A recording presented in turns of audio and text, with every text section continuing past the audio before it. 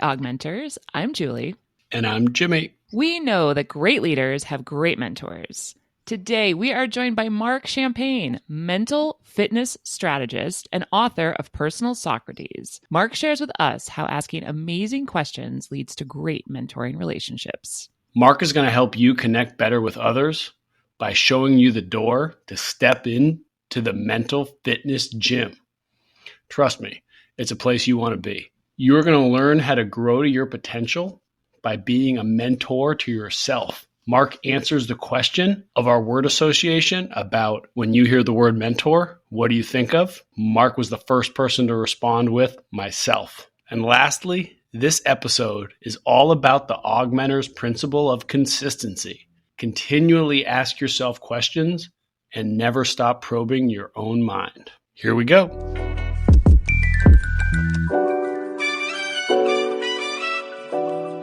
Marc Champagne, I was so looking forward to this interview. We are so excited to have you. You are officially our first mental fitness strategist. Mental fitness strategist. I'll say it again. On AugMentors. You are a podcaster. You are an author. You work with amazing organizations. You're an entrepreneur. You're Canadian. I mean, already yes. That makes you cooler than us.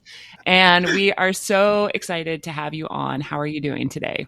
I'm 100%. I'm equally excited to be here. I mean, it's a beautiful show and beautiful people, and we get to geek out on topics that we're all super passionate about. So, I mean, life doesn't get much better than this. Only if we were all together in person, overlooking the lake and the trees and the beautiful place that you live. But one day we will make it up there for our retreat, our AugMentors retreat. But in the meantime, Marc, we are so excited to get to know you. And the question we ask most of our guests when they come on is, guests often say a mentor was somebody who believed in them and saw something in them before they saw it in themselves. So who was that for you and what did they see? That's such a great, I feel like I've had different versions of that mentor across my life, actually. But the first one that comes to mind would be an uncle that lived in the city. When I say the city, I'm referring to Toronto, Canada. So I grew up outside, probably 4 hours of Toronto in a smaller town. But as a kid, though, I used to go and visit my aunt and uncle and often would spend, usually a month, maybe in the summer with them. And they exposed me to this business world and like the city and the energy of the city. And like, I didn't know this, of course, it's only in retrospect, but he was the one that started to implant what I would say drives all of my work. And that's curiosity and asking questions. And he would ask, simple questions at that age. Did you call your grandmother? When's the last time you spoke to so-and-so? And just like slowly instilling these values, essentially. And then, well, what do you want to do? What do you like about coming out here? And so forth. And I think that really planted a seed in where I'm literally at now. And even though there was about a 10-year period there where I was in the corporate space, feeling pretty good in terms of where I was going, but very much disconnected from those early days and those early morning, coffees with my uncle kind of guiding me to where I'm at now, actually. So that was the big one that I would only say in the last few years, I've realized how significant that relationship has been. And then there have been two others along the way that, ironically, all my family, to be completely transparent, that have really stuck with me over the years. I love it. Marc, I have to ask though, you're talking about curiosity, and then you have this wonderful book called Personal Socrates, which Julie and I both have at home. Look for it in the show notes, please. But Socrates is often shown as a bald man, and you have a phenomenal head of hair. I know this isn't great radio here, but like, why, how have you tried to bring together those two pieces in your life and your curiosity? The hair or Socrates? Both. So Marc, we'd love to hear a little bit more about the other mentors. Tell us a little bit about, because I love this idea that you have like a family of mentors. Mm-hmm. Yes. Well, definitely family and mentors. And then there's people, the way I look at mentors in general is I usually try to assign a mentor, and I say assign because they're not always people that are that I have direct relationships with, but more so people I admire and can learn from in a whole bunch of different mediums. So I try to assign those people to specific areas of my life that is of focus so they can learn from them. But the family ones are the ones that have, I'd say, created the biggest shifts in just my whole journey in general. One of them being my father-in-law, who, I mean, he's always there and available, but I would say the most impactful chats that we have are always, we sit down at the end of the year and we review our goals together and map out, kind of how the year has shaped up and what's coming to the close and what's important for next year and so forth. And that's broken down into business, family and friends, and then personal development and all of that stuff. And, I really respect as a business professional that, all his life, but then also just, staying grounded in the importance of family and friends and all of everything else. So we sit down and it's always like, it's the whole family knows this. When we get together over the Christmas holidays, they know we're going to spend an afternoon together somewhere, and it's already mapped in. And it's almost like preparing for like presenting to the board, in a way, because it's like, it's not just sit down and have a coffee and be like, hey, here's what I'm thinking. I've been working on this for weeks before, just going through the process. And you've read the book. My profile at the end of Personal Socrates has a lot of those questions that I follow myself to recap the year and set up for the next year. So that has been really, really helpful. And then the other big one was my brother-in-law, actually, who I co-founded the journaling app that you probably read about in the book, and probably does now because I've told him this, but there was a period in my life when I was still in the corporate world in healthcare and product management. And he's always been kind of a lifelong entrepreneur. And he would often say, it's like, I don't understand why you're working in that space or the corporate space. Like, you've got that entrepreneurial spirit, and it doesn't make sense to me that you're doing this. And he said it once, and that comes back over and over in all of the moments where life and work is stressful, and where I start to question, I'm just going to go apply for a job at Headspace. Like, enough of this. I'm done with trying You'd to figure, be a perfect right? host. I would totally listen to yours. Thank you. And I really do respect everyone at Headspace, not a knock against them, but I often think about what he says then, what he had said to me. And then also think of like, I haven't worked this hard to go and do that. It just takes time, but it's just, I think it's those perspective shifts that mentors in general often offer us at really critical moments in our lives and also in big business decisions or whatever it is, right? So those three people have been pretty impactful for the big shifts and the big perspective nudges, I guess you could say, that I needed along in terms of to get me where I'm at today.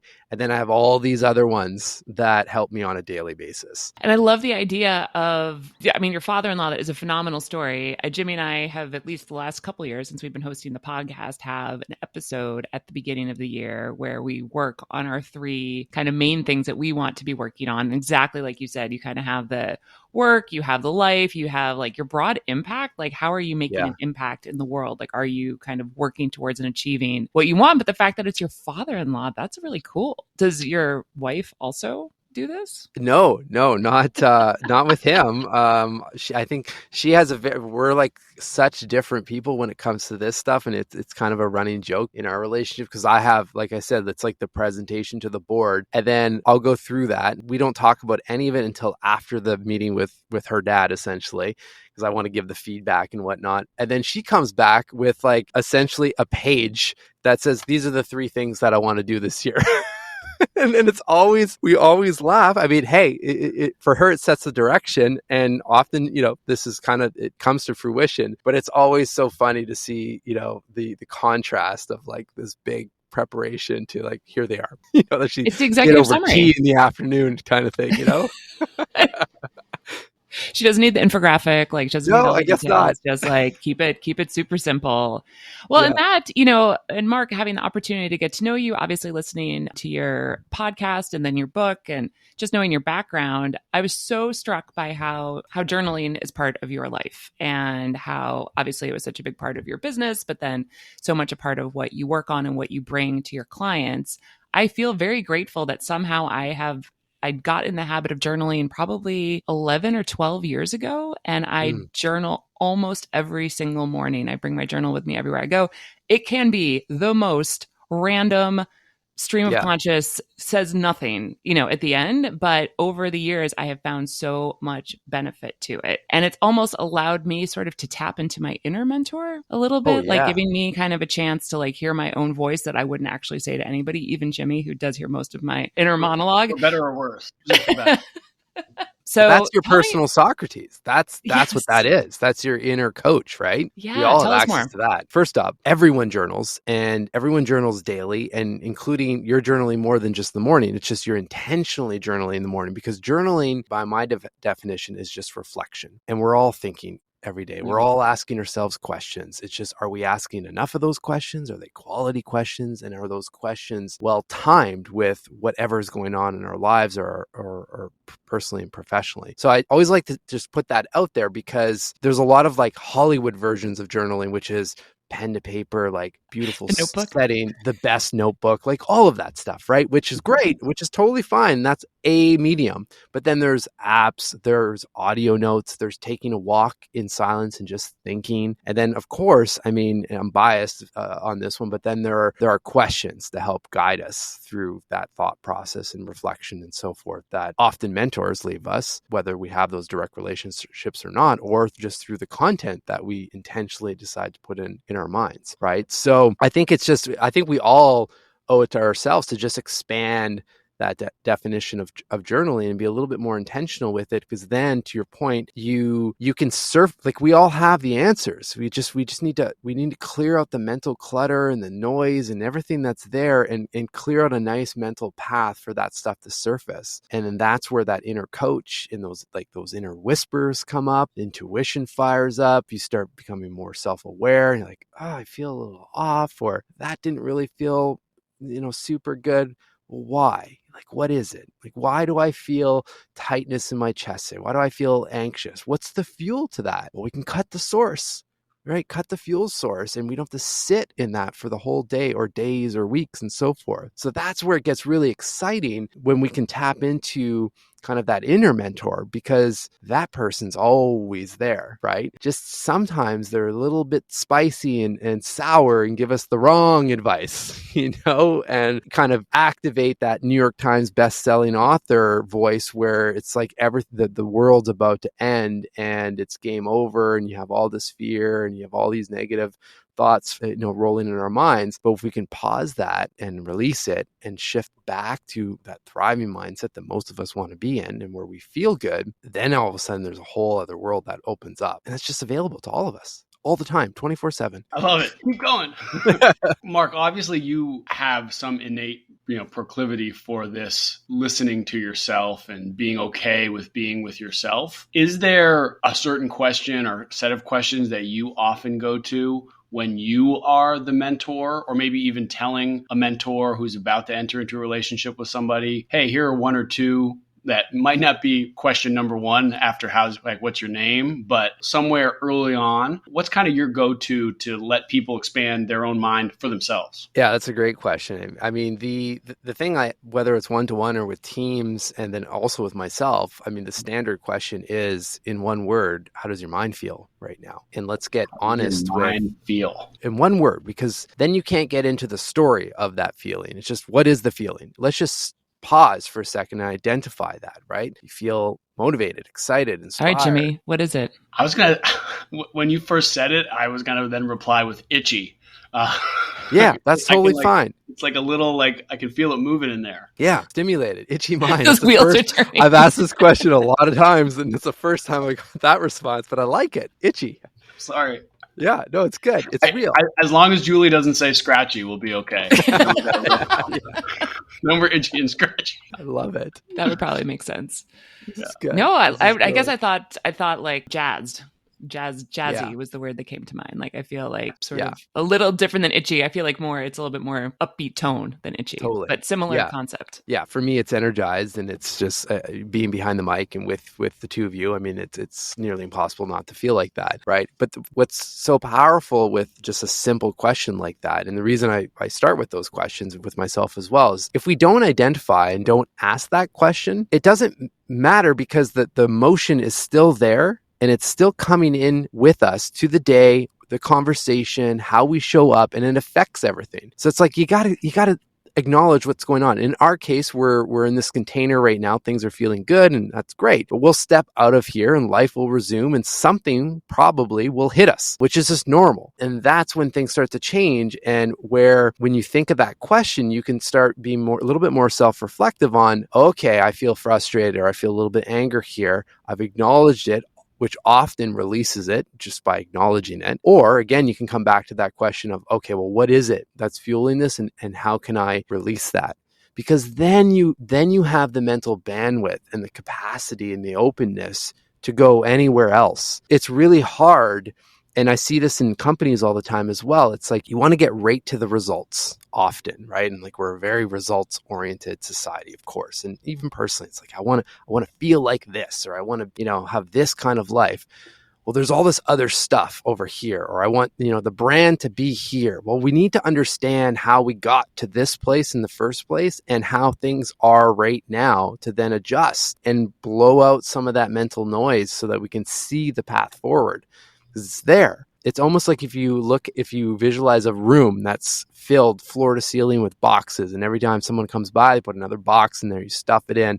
Then someone says, hey, can you go get that book in the room over there? You're like, okay, it's there, but I've got to empty out the whole room. It's going to be frustrating. I'm going to be annoyed. It's going to take a lot of time.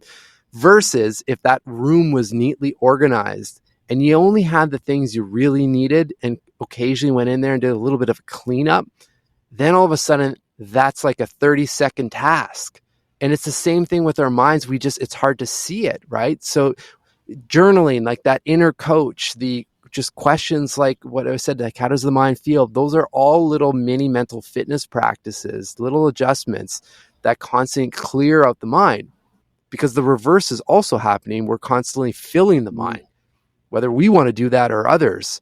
So we've got to have some kind of self-defense there to keep things clear. I don't know if you meant to, give me cold chills, but I was literally just in this building that is filled with thousands upon thousands of marble items.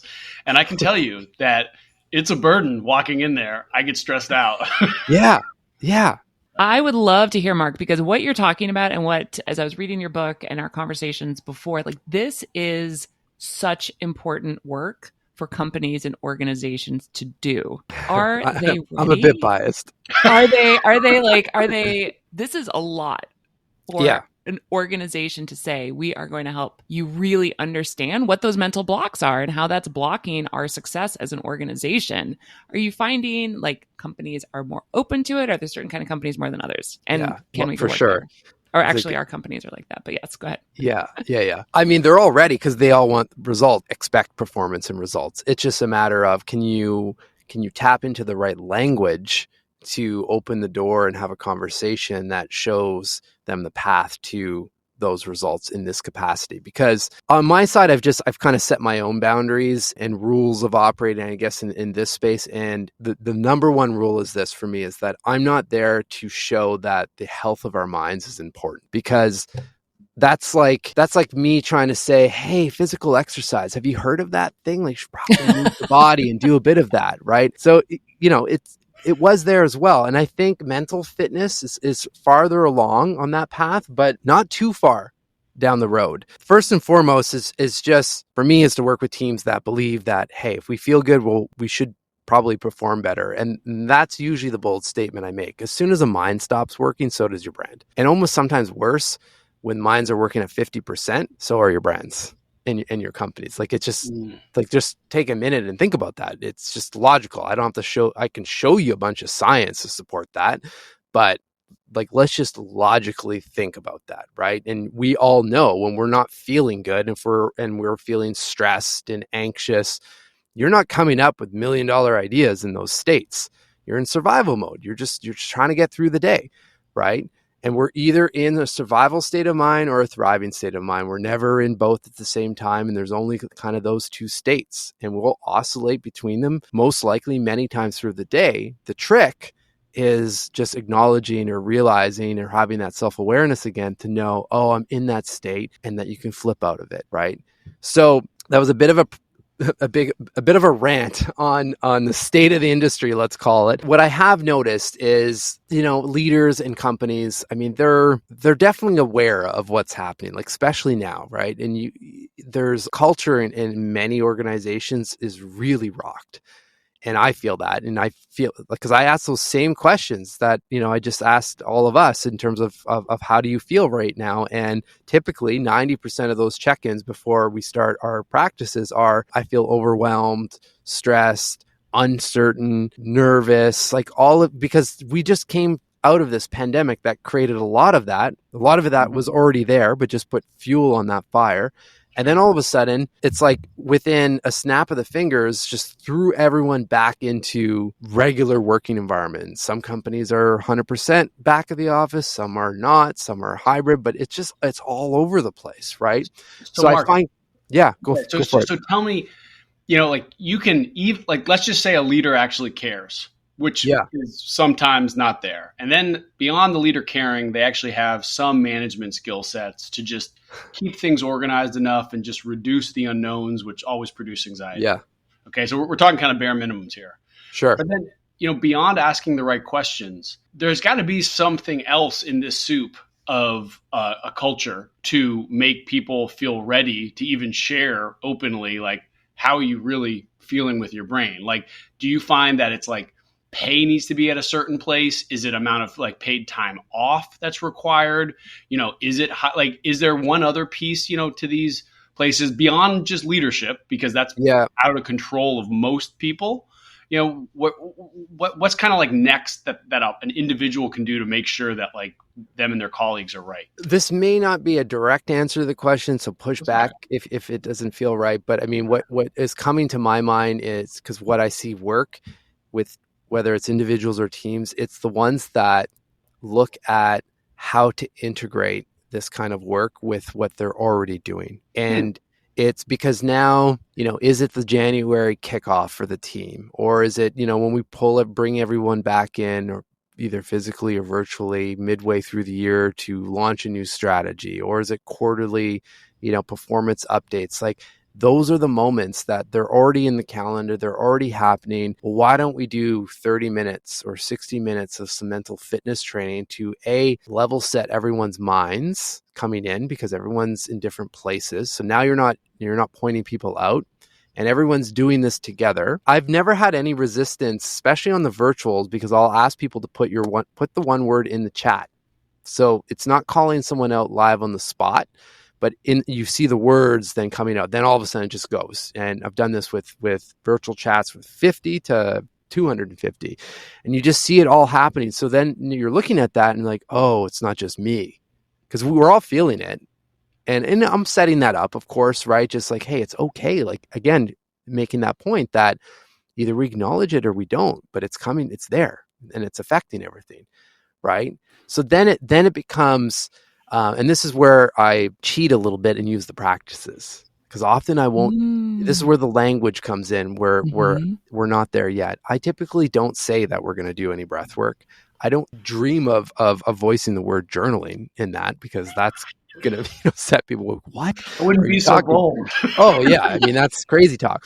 But that's what we're doing. And we're doing, I'll lead people through 3-4 minutes of guided breath work. And especially in person, you feel the energy of the room completely change within minutes.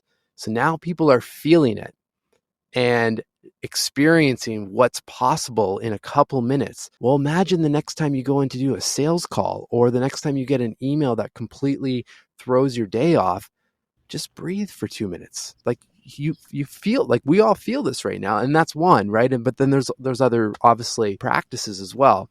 So I hope it kind of answered your question, but the main thing is that people have to feel it. Yeah. And I'm so curious about the role of mentoring, right? So one of the things that we obviously we spend a lot of time talking about mentoring, but we also have been talking to different organizations about mentoring. And there's kind of this idea mentoring programs don't really work, and they kind of smash people together, and HR is just doing it, to give HR something to do. How would you see the concept of mentoring really supporting organizations in this mental fitness work? And have you worked with organizations where you've really seen it work? Well, I think with mentoring in general, I mean, both are obviously, quite involved in this. So I'm open to learning what you're picking up out there as well. But what I've seen work with mentoring and where I've seen it be challenging, and I'm thinking of in my past corporate life, I was in some pretty big organization that had these mentoring programs. And it was more so like, okay, can I get the VP of marketing to be my mentor? And then it just already felt nerve-wracking. It's like, I'm not real. Am I really? Yeah, itchy. Yeah, I had itchy brain.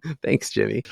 But so, I'm not saying I didn't learn anything in those situations, but I definitely think I could have learned a lot more if I took a moment before, and this is where the reflection comes in, and dare I say journaling comes in, and understand, what do I really need this year? And like, look at your work as well. Like, what are the buckets that I could really level up my skills or knowledge or use different perspectives that would be helpful? And then start seeking out mentors to help within the organization. And it doesn't have to be the CEO. I mean, it could just be someone one level above that's been through it, right? And I think this is even, I don't want to say more valuable, it's probably equally valuable, but then pick your personal mentors. And this is where for me, when I was launching the book, okay, well, who are the other authors that I can study from? Well, let's bring them on the podcast if I can. And some of them did come on, and I spent 3 minutes after, well, what did you do? And now I have a roadmap from New York Times bestselling authors, for example. Like, that's one thing. And if you can access them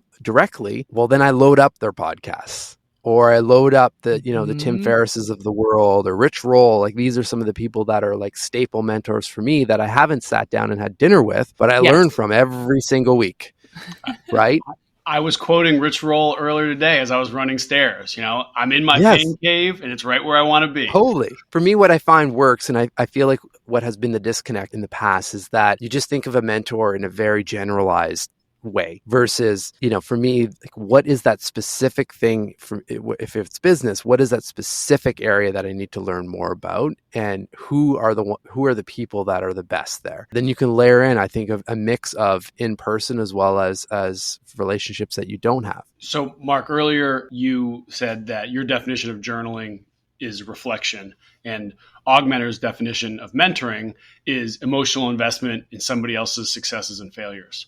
So in those 3 minutes that you had after your pod, as you got your New York Times bestseller training, what was the question, or maybe a couple or a theme, that you felt you could ask that got the person not just give you some information, but also kind of care about how well you did as you were writing your book, beyond just like, how'd you write? Like, James, tell me what's going on in your habits. But so James Clear is the one I was thinking of, actually.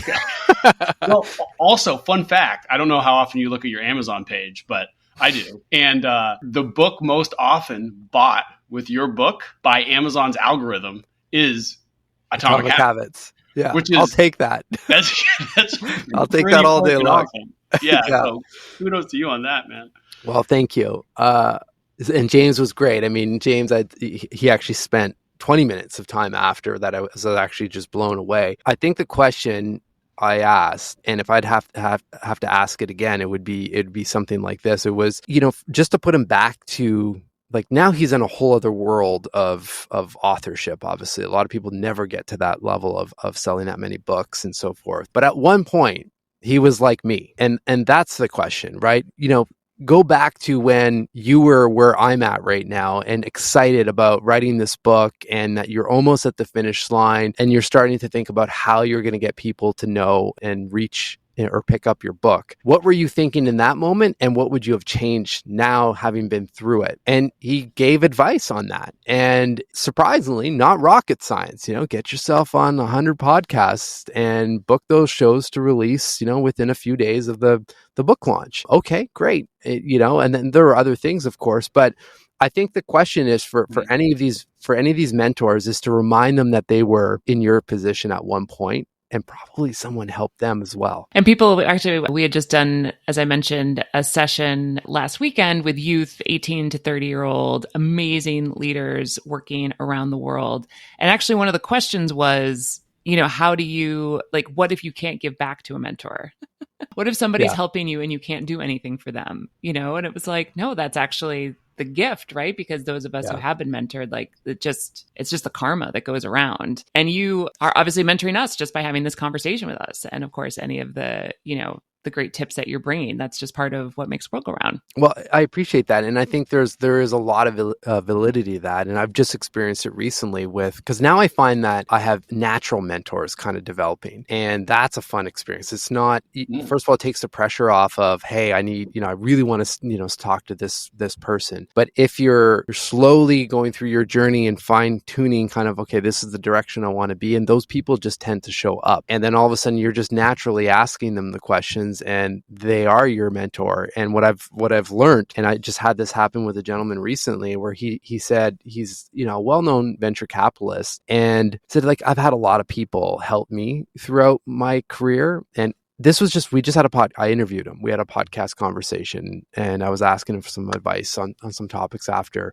He said, I feel like in my point in my life or period of my life right now, I'd like to try to open some doors for other people and landed straight in the heart kind of thing. But I feel like there's more people like that out there than what we think. And you kind of brought that up and, people do want to help and because they've been helped as well. And it feels good. Yeah, it feels good. And it was crazy because I remember what materialized after. We're still working on this, but I didn't even ask this. He just said, who'd be really good for this show? I said, oh, who? Tony Hawk. And I'm trying to play it cool. And I was like, okay, yeah, Tony Hawk. I mean, I'm sure. Yeah. You'd be like, no, that's okay. I mean, let me check with the team here. But he said, if you could send me an email about the show, I think I could make that happen. I said, okay, that's incredible. And I have, and apparently Tony Hawk has said yes, but now I'm navigating through his team to actually schedule this thing, which has been a bit of a nightmare and been radio silence. But all to say, like, there's a mentoring situation where I didn't even ask the question and just show up as yourself. And people can feel, I guess, the authenticity of that and the curiosity. And I wasn't trying to get something from him. I knew that guy sat on Tony Hawk's foundation and his board, but I know he knows a million other people as well. And my job was to just give the best interview possible and connect with the other human on the other side and know and trust that things will come from that. That's it. So send out your Tony Hawk energy for me because it's still in the works. I would say Jimmy will be skateboarding this afternoon, but that's maybe not the best. Absolutely not. I did, though, play Tony Hawk Pro Skater N64 like 2 months ago, trying to get my daughter excited about that. Classic. Yeah. That is classic. Yeah, I've been there. So, Mark, for me, you have to ask him, was he able to personally choose the music? Because that like punk rock soundtrack still echoes in my mind. It's so true. I will ask that, actually. That's a great question. It's a music mentor. And many would resonate with that one. So I was going to switch gears a little bit because I'm, again, as I mentioned, fairly obsessed with your book. I love the format. It is actually perfect for also travel on airplanes and subways and et cetera, because you can kind of dig in, get through a few of the stories. And for those of you who have not read the book yet, of course, as Jimmy mentioned, the link will be in the chat. You have these incredible sort of vignettes or conversations, either that you've had actually in real life or just sharing about different individuals and what kind of main questions come to mind. Of the people in the book that you had not met yet, which would you want to potentially be a mentor to you? That's a hard question. Definitely a hard question, but I'll follow the intuition, or the person that I'm seeing in my mind is Stephen Hawking. And I say that because I remember when I was doing the research to write. Are you sure that's who you want to go with? It's just like the smartest exactly. ever. There's got to be another one, right? Yeah, come on, do better. I'm going to stick with Stephen Hawking for today. What comes to mind though, like I would probably pick people again based on what's going on in my life or what I need, and there's of course different ones across the board that would be helpful, but Stephen Hawking comes to mind because I think just in general you like can't go wrong if I was going to sit down and have dinner with someone like that. And the reason I say that is because when I was doing the research, and this quote's in the book, so I'll have to paraphrase it, but there was something I remember that came up where he said something to the effect of, I feel so fortunate that my disability hasn't like held me back because it's left me more opportunity and time to like explore my mind and knowledge and all of that stuff. And I just remember thinking, like, here's someone that can't move and is saying something for me that feels so profound in terms of a perspective, right? Like, wow, like that is powerful and can take anything that you may be going through and again, just shift the perspective. Like, what would Stephen Hawking say in this moment? Or what would he do in this situation? And sometimes that's all we need is just to zoom out of our own mind and jump into someone else's to just shift, right? And see that, well, maybe it's not so bad, or maybe there is another route, and there's always another route and always another perspective. So that's the reason why, because I feel like he's probably got a few other bangers like that would be quite powerful. Love it. And he was a funny guy. Oh yeah, dry sense of humor.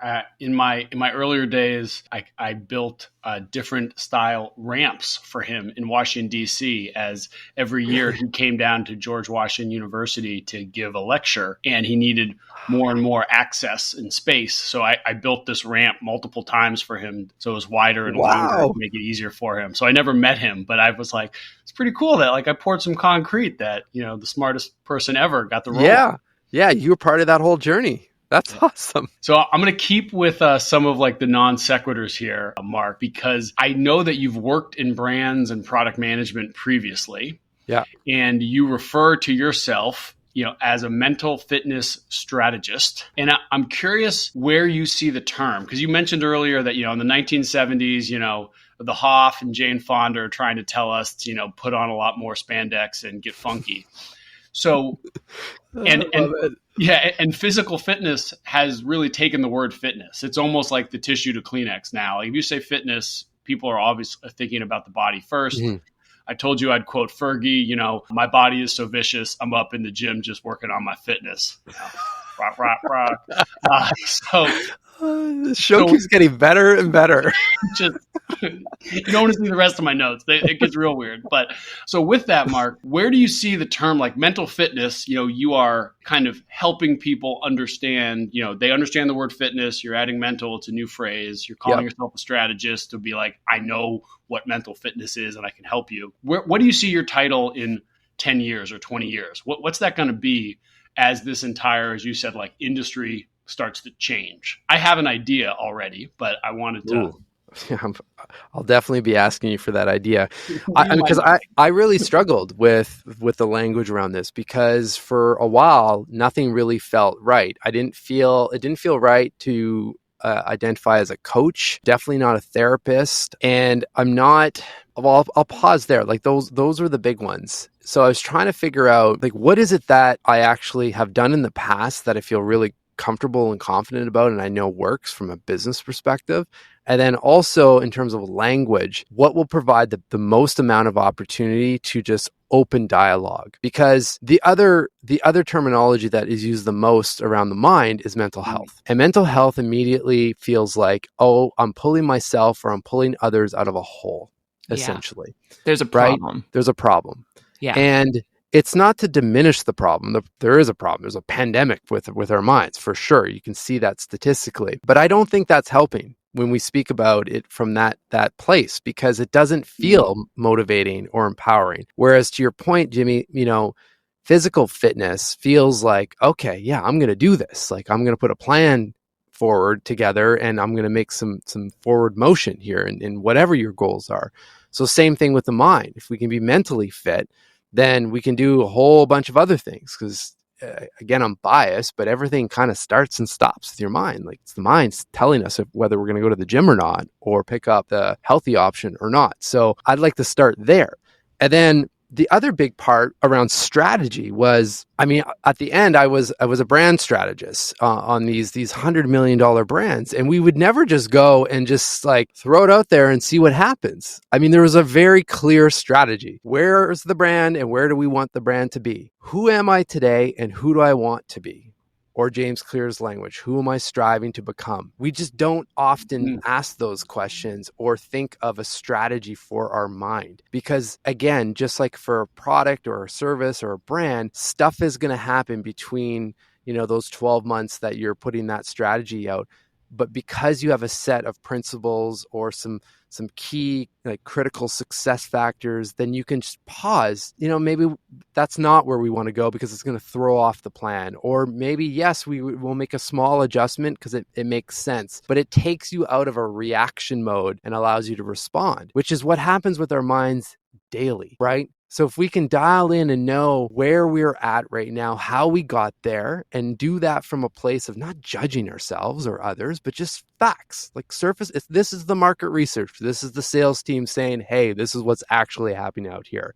And we can do that through good questions and journaling and so forth. Then we can understand, well, this is where I'd like to be and this is how I'd like to feel.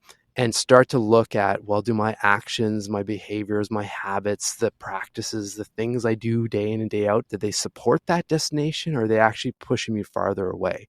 And to me, that's a strategy. So that's how those words come together. And I don't know how to answer your main question of what that would be later. The only thing that comes to mind, because I see this over and over again, is something around integration. Because there's a lot of people going through big transformations, whether that's through psychedelics, whether that's through therapy, whatever it is. And the thing that is lacking, in my opinion, is you have this big experience. You can link this to corporate as well. You bring the team out on this big nature retreat for 3-4 days, but then you go back to the office. How do you keep that magic alive when you're in Zion or, Joshua Tree or something, and keep that living on? You have to integrate the practices or integrate the learnings. So I feel like something if something evolves around title or language, would be around being like an integration specialist or something like that. But that sounds like the people that work for you, not you. Yeah, maybe. Maybe. I love it. I'm really curious to see how fitness, that term will change for you. For whatever reason, in my mind, I keep thinking about, you gotta take care of your mentals, kind of like the colloquial term. So I kept being like, you're like the mental vigor champ or something. Like I have this like kind of vision of you with like a belt, you're like multiple weight classes, with a big mind in the middle. Yeah. Yeah. And something about vigor, or, because like you keep talking about like you need to be able to kind of harness it in a way, yet let it have all this opportunity to bubble up and, not feel like you're in a really clumsy room that has everything in it. So, yeah. Well, and that it's possible. I mean, my North Star, my big vision is real. It's a real simple view. I mean, not simple in the sense of executing on it. And I think it takes a bunch of us to do this. We have to move a movement forward, but that is mental fitness is as integrated and discussed and accepted as physical fitness is today. My mind is blown. Is that okay to say as we're talking about mental fitness? Is that like even a phrase that we're supposed to be using at this point? But like, can we schedule another one of these next week? Because this is the greatest interview I've done. I love it. It's the one thing you weren't supposed to say, Julie. We talked about this. See that big red post-it? Do not say. I'm sorry. I mean, Mark, it used to happen with me all the time, too. I used to run a food business where our hero ingredient was the chickpea. And I mean, like, nonstop, people would be like, cool beans. And I'm like, why? Do you, like you haven't used that term in 20 years, buddy. But like it just comes out. So like you must get a lot of, my mind's blown. You're like, not the goal. Exactly. No, I get what I get most often is my last name is like, let's pop the cork, champagne and bubbles, all of that stuff, right? It is a dynamic name, and it totally fits too. So that's the podcast title, Exactly. Popping off with Marc Champagne on AugMentors. But good luck honestly, with that. Mark, I'll reshare whatever.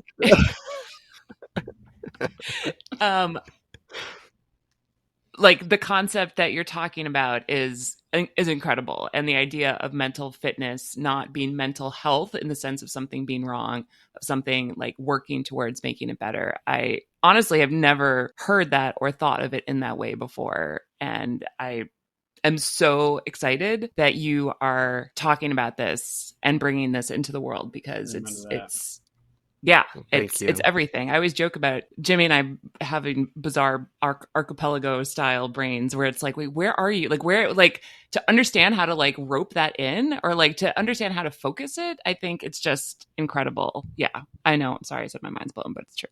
It's just factual.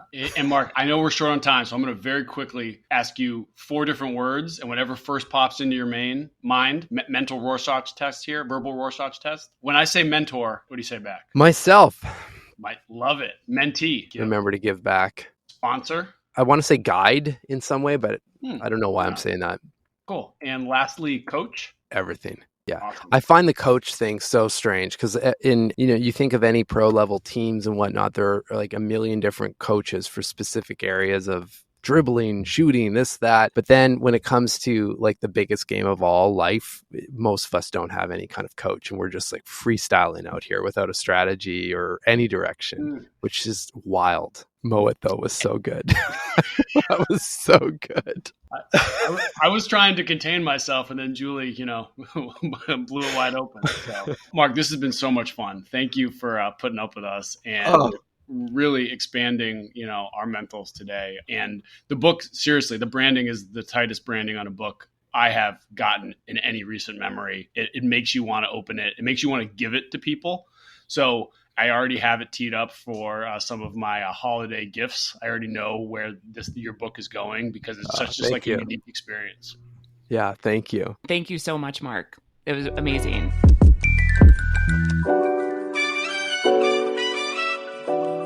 It's been a couple days since we talked to Marc. We're recording this outro afterwards. How does your mind feel? My mind feels a little cloudier today, a little less jazzy. It's also Sunday. It's cloudy out. It's a lot of rain, a bit of a tropical storm happening outside, but maybe a good cozy cloudy. Good cozy. What about you? My mind feels burdened worrying about large men running around on a football field and whether they will score points for my fantasy team, which is just absurd. And if you say, how does your mind feel really fast? It starts turning into minefield. So if you don't keep practicing how your mind feels and asking yourself that, maybe your mind becomes a minefield. And this will be a great test also. Marc, that's all yours. Yeah, Marc, you have to deal with this. This is a great test to see how many of our guests listen to the episode after they're done talking. So, Marc, we're now talking directly to you, and I'd love for you to tell me how silly or maybe deeply probing, which is important, it is that I've come up with minefield from mind field. But we digress. If nothing else, we digress. If nothing else. But seriously, the mental fitness champ, the champ, the champ is here. Marc Champagne dropping on us, how important it is to continue to be reflexive, get into your brain and continue to ask yourself really important questions. Don't become stagnant. I feel like very much ahead of his time. This is an incredible concept. We talk a lot about mental health. And as soon as you talk about mental health, it sounds like you're talking about healthcare. You're talking about hard, negative, depressive things, but we have to use fitness in our mind. I know I have times where I'm spinning. I'm in my jazzy, but the tone's getting a little weird and things are zipping off and I'm thinking I'm going down a really negative path. And I have to be okay, stop, hammer time, turn around. Get Fergie going. You got to start using those muscles and doing the reps of thinking about something really positive, thinking about what you do have control over, thinking about how you're going to approach something in a positive way. You're going to reach out to somebody and that's going to make you feel good. And that is actually a mental exercise of stopping the negative, turning around and picking up the positive. And I feel like we don't talk about that a lot. We do not talk about that a lot. Something else we don't talk about a lot is how often we buy the books of any of our guests. And I can truly say that this is the first guest where I bought his book not once, but twice. No free gifts here, Marc. This is moving your Amazon volume slow and steady over here. And I know where one of the gifts is going. It'll be a well too early holiday gift to Babala Lima, one of my dear friends who pushes my brain all the time. He's one of the more thoughtful people I've ever met. And he will be getting one of these books way too early because I can't wait to give gifts on the holidays. It takes forever. It's a weird custom. I digress, if nothing else. It is an awesome, awesome book because I know we talk quite a lot about it in the podcast, but great vignettes with people who are alive today, people who have passed, but have incredible answers to incredible questions that allow us to have better questions as we're asking. So I loved our time with Marc. I feel like there's so many of our guests I want to go hang out with and sit and chat all day, but Marc really was top of that list. So Marc, Jimmy, and I have our passports. We may be coming to Canada. come hang out with you. We don't need passports for Canada, but thanks for telling Marc. Grab some maple syrup. The books are going to help you understand yourself, which is going to allow you to understand where you want to go. So even though we have called out this entire episode to be part of the AugMentors theme of consistency, because it is about continually asking yourself things, there's no reason this episode couldn't have been about the theme of vision. Because if you know where you want to go, Marc said this quote that I got to hammer home. If you keep saying what you want and where you want to go, then natural mentors will show up. So if you're starting with yourself and really understanding yourself well, then others will become present to help you when you need them. 100%. We will have Marc as our mentor, I would have to say. So let's put that out into the world. Marc, we are here for it. We love this conversation. We are definitely going to be practicing our mental fitness, and definitely suggest personal Socrates for business gifts, for your team, for your friends, for your mom. Highly recommend it. And also listen to Marc's podcast. Yeah, shout out to Marc's podcast. Another quote that's just stuck with me that I've said to myself multiple times since we've talked with him was, if the team's minds, like if your organization's minds aren't 100%, how can the brand be 100%? How can the deliverables to the client? How can the innovation? How can caring about, the people you work with be 100%? So it's almost like you can't operate at 100% in business if you yourself aren't already 100%. So you're already limiting yourself based upon what you are yourself personally, or what your teams are operating at as an individual basis. To me, that was pretty powerful. What do you think, Julie? Totally. And again, we have more control over these things than we think. And we also have more of an ability to change our mindset and change where our thinking is going than we think we do. We just need more tools, which is what Marc offers. I agree. It's not about getting addicted to Fergie's fitness. It's get addicted to Marc's fitness. And I feel like Fergie would also really appreciate Marc's book too. So Fergie, if you're listening, you'll enjoy it. I think it's time for AugMentors out. Sure is. Marc, see you soon. AugMentors out.